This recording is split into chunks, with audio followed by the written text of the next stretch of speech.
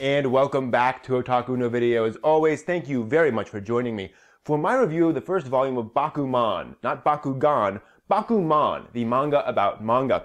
This is by the writer-artist team behind Death Note, and the artist himself has done a lot of manga work up to this point. I believe he also did Hikaru no Go. And it's still ongoing in Japan, and it's about two teenage boys who decide to become a writer-artist manga team. They're going to make manga themselves. Now, what makes this work is the fact that they each have different reasons for doing it. The artist character had an uncle who was a mangaka, which really intrigued the artist when he was a kid. So that has this interesting allure from being, there was this grown-up who actually made a living with this, not a very good living, but kind of made a living with this. And so the artist kind of wants to go forward. And the writer has some talent, but really wants to get his ideas out there. Now, granted, the artist character is sort of a classic shonen, my life is boring and nothing ever changes character. And that's one of the things that fuels this story, is that these characters have now finally found some passion that they can really throw themselves into, now that they're in high school and have all sorts of other things going on, of course. Now, the story of Volume 1, no spoilers here, but the story of Volume 1 does involve three things, really. One is more about this uncle. The other is about just the various details of what is involved in making manga and the choices you make about pens versus brushes and the kinds of stories you want to tell, what's popular, what's not, etc., etc. And there's a girl. There's almost always a girl, isn't there? And she's an odd duck. Now, I don't want to judge her too much because she doesn't appear too much, and I think she's there for specific reasons. And I'll be honest, she's not classic fan service. There's not like tons of panty shots and such. I think she's there to be the pretty girl character that kind of inspires one of the characters to keep on going, and that's about all she's there for. But she is strange. Don't know quite what's going on there, but who knows? And she's pretty. Yeah, it's fine.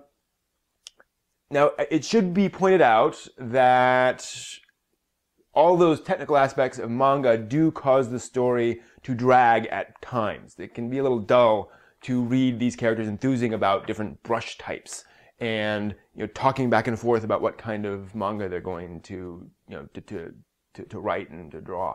So those things can be a little dull. On the other hand, I strongly suspect Bakuman is intended to be an inspirational story for all those young men who love Naruto and One Piece and Bleach and Death Note and want to become mangaka. And so this is an inspiring story, but a more realistic story about here's what's involved. Here's what you're going to have to sacrifice. Here are the long hours involved. Here are all the technical details. You have to not only understand, but you need to really master these various elements. This is tough, and they're sort of trying to explain how it's tough, but that doesn't mean it's something you shouldn't attempt. Just be aware that you're in for something really, really heavy in terms of effort and so forth and so on. Now, the dialogue is quite distinctive. The writer does an excellent job of making each of the characters talk differently. The artist character is more quiet, and he's a little more direct in his speech, whereas the artist character is more ebullient and a bit more talkative, frankly, and more energetic than the other one. So they have these different modes of talking, as do the other ones, which, again, really nice to see, that you don't have kind of the one standard dialogue style throughout all the different characters. And the artwork is lush and detailed and consistently on model. I mean, obviously this guy knows how to draw, so there's no problem there. Bakuman looks perfectly fine, and you have really a sense that these characters are in this world.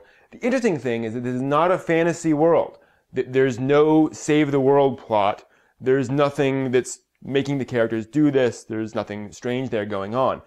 And it's actually really nice to see from a title like this that they're not relying on some big save the world MacGuffin to keep you interested in the story. This is about a couple of teenagers who decide to take up this very intense hobby after school. That's about it. And it's intense and it's personal and it's driving. They have great passion for it. And this team is banking on the idea that you will find that interesting in and of itself. And at this point, it certainly is. Partly because the art works so well, and partly because the characters are engaging. They are distinctive, and they have their own reasons for what they're doing, which is an awesome thing to see. And I should point out, for those of you who heard Death Note and thought, whoa, this is not Death Note. This is not dark. This is not serious. It's light. It's about boys taking up manga as a hobby. But it has passion. It has a lot of love for manga and what it is and what it can be. If you read Tsutomu, I forget the guy's name, Drifting Life, sorry. A Drifting Life is very much about the manga life, and there's a lot there about, Tsutomu.